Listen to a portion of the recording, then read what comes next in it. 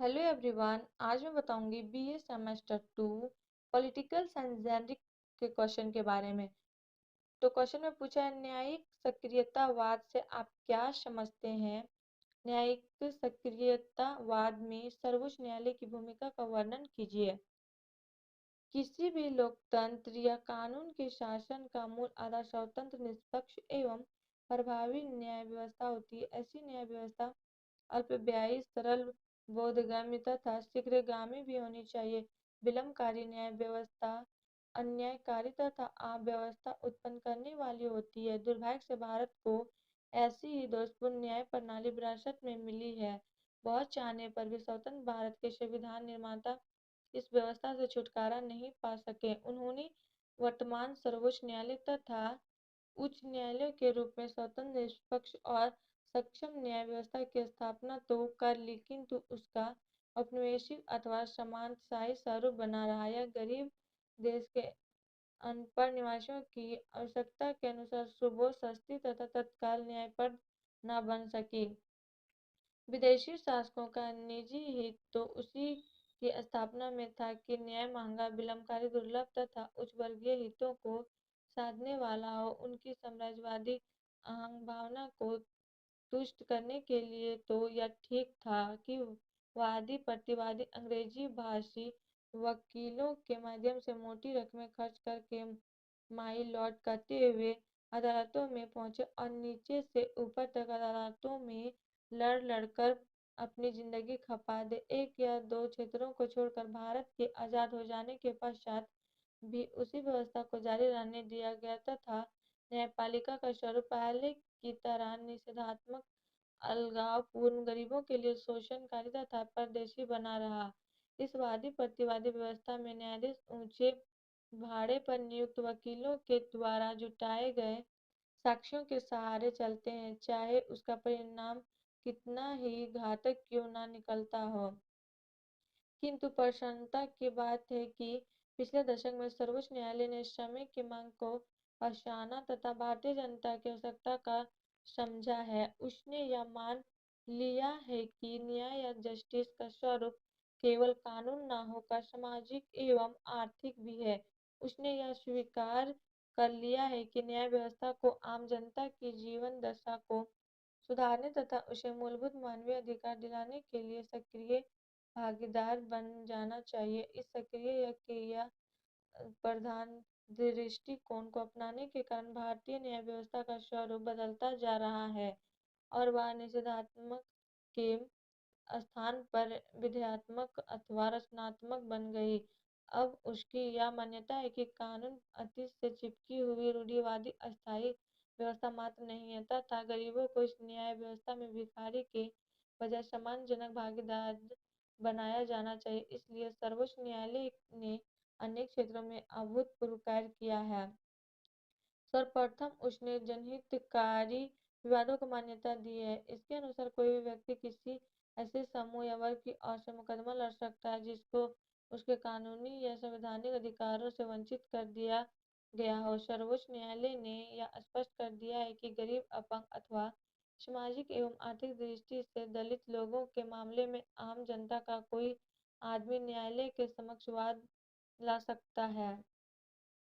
न्यायालय अपने सारे तकनीकी तथा कार्यविधि संबंधी नियमों की परवाह किए बिना उसे लिखित रूप में देने मात्र से ही कार्रवाई करेगा। ऐसा मामलों की शुरुआत संयुक्त राज्य अमेरिका के सुप्रीम कोर्ट ने की थी। भारत में इसकी शुरुआत भागलपुर, बिहार के जेल के विचाराधीन बंदी रखे गए कैदियों से हुई। इनके विषय में पुलिस आयोग के सदस्य श्री के एफ रुस्तमजी ने एक लेख लिखा था तथा एडवोकेट श्रीमती हिंगोरानी ने अनुच्छेद 32 के अंतर्गत उनके मामलों को सर्वोच्च न्यायालय में उठाया। बिहार की इन जेलों में सैकड़ों विचाराधीन कैदी किसी अदालती कार्यवाही के बिना ही वर्षों से सड़ रहे थे। इनकी ओर से न कोई जमानत देने वाला था और न कोई वकील था। अतएव जनहित में सर्वोच्च न्यायालय ने यह निर्णय दिया कि बिना कारण किसी को जेल में बंदी न रखा जाए। यदि उस पर मुकदमा चलाने में 18 माह से अधिक समय लग रहा हो तो उसे जमानत पर छोड़ दिया जाए। इस प्रकार सर्वोच्च न्यायालय ने गरीब और असहाय लोगों की ओर से जनहित में चलाने वाले प्रत्येक को मुकदमा लड़ने का अधिकार दे दिया है। पहले यह अधिकार केवल व्यक्तिगत या निजी मामले में न्याय प्राप्त करने के लिए दिया गया था। आगरा सुरक्षा गृह, फर्टिलाइजर कॉरपोरेशन, कामगार संघ आदि मामले इसी श्रेणी में आते हैं। दूसरे, इसके अंतर्गत धारा 21 की नवीन व्याख्या की गई। आम आदमी के जीवन और सुरक्षा को वास्तविक बनाने का प्रयास किया गया है। इस धारा में यह कहा गया है कि विधि द्वारा स्थापित कार्य विधि माना जाता रहा है कि कार्यपालिका या सरकार कोई ना कोई कार्य विधि अपनाकर व्यक्ति की स्वतंत्रता या जीवन को छीन सकती है, किंतु मेनका गांधी के मामले में सर्वोच्च न्यायालय ने यह निर्णय दिया है कि कार्यविधि भी विवेक सम्मत, उत्तम तथा न्यायपूर्ण होनी चाहिए। सरकार की प्रत्येक कार्यवाही विवेकपूर्ण तरीके से संपन्न होनी चाहिए। संविधान के अंतर्गत मौलिक अधिकारों की प्रत्येक धारा में विवेकपूर्णता एक अनिवार्य शर्त है। इस तरह सर्वोच्च न्यायालय ने कार्यविधि का विवेक संगत, उत्तम तथा न्यायपूर्ण होना अनिवार्य बना दिया है। इस निर्णय के अनुसार अब यह आवश्यक हो गया है कि न्यायालय के समक्ष पक्ष या विपक्ष दोनों को कानूनी सहायता प्रदान करे, अन्यथा अदालती कार्यवाही विलंब एवं व्ययकारी होने के कारण न्याय के स्थान पर अन्याय प्रदान करने लग जाती है। इसी प्रकार फौजदारी मामलों में अनावश्यक विलंब को भी विवेकपूर्ण नहीं माना गया है। इसी आधार पर बिहार जेल के कैदियों जो अधिकतम संभावित सजा को बिना अदालती कार्रवाई के ही भुगत चुके थे, बिना सन्न रिहा कर दिया गया। अपनी उक्त व्याख्या के अनुसार सर्वोच्च न्यायालय राज्य को शीघ्रगामी न्याय दिलाने के लिए अधिक अदालतें स्थापित करने, अधिक संख्या में न्यायाधीश नियुक्त करने तथा इन विविध उपाय करने के आदेश भी दे सकता है। तीसरी बात, इसके अंतर्गत सुप्रीम कोर्ट ने नागरिकों की प्रतिष्ठा की सुरक्षा की ओर ध्यान दिया है। सर्वोच्च न्यायालय ने प्रत्येक व्यक्ति की इस अधिकारिता को स्वीकार किया है कि वह निर्धन, असमर्थ अथवा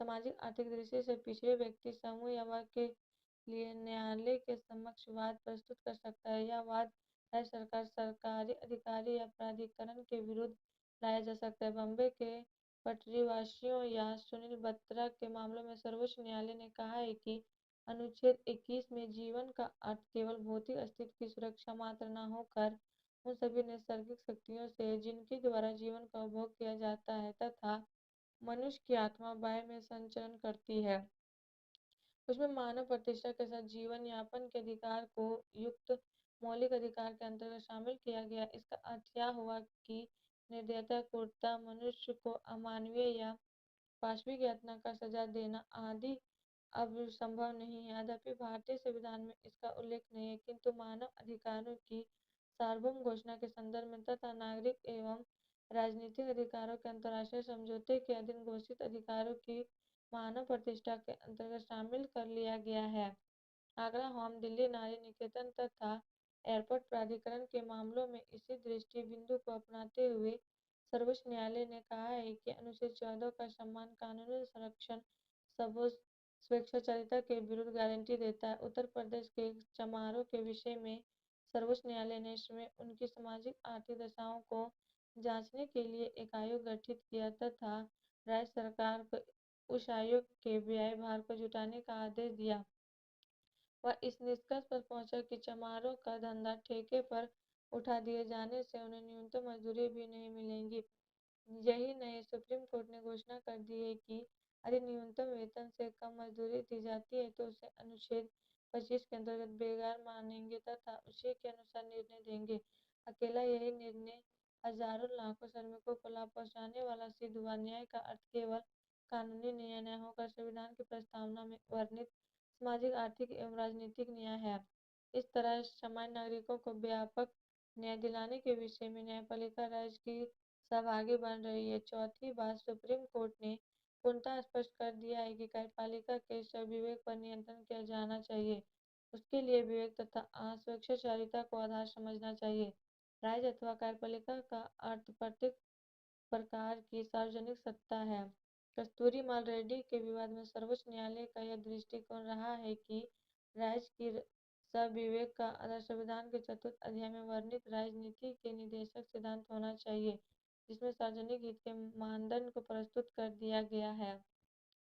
अंत में सर्वोच्च न्यायालय की यह मान्यता बन गई है कि यद्यपि न्यायाधीश या न्यायालय का काम قانون بنانا یا نرمان کرنا نہیں ہے، لیکن وہ قانون کی روپریکھاؤں میں رنگ اوش بھرتا ہے اتھوا ودھی کی سوکھی ہڈیوں پر رکت مانس اوش میں چڑھاتا ہے۔